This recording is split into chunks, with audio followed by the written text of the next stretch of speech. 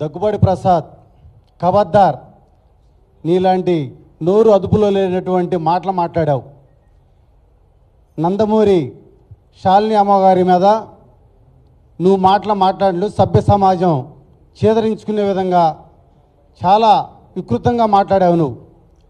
నువ్వు మాట్లాడే మాటలు ఇక చాలించి ప్రజాస్వామ్యంలో నువ్వు వచ్చి క్షమాపణ చెప్పటం కాదు, పెద్దలు చెప్పినట్టు నిన్ను పార్టీ నుంచి సస్పెండ్ చేయాలి.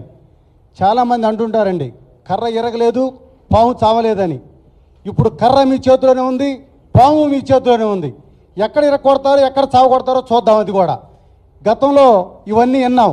మరి ఇప్పుడు వారం రోజుల నుంచి ఇదే జరుగుతుంది. మరి మీరు ఇరగొడతారా చావగొడతారా?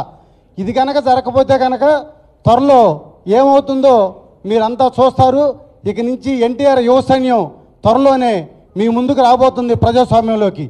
జై హింద్, జై ఎన్టీఆర్.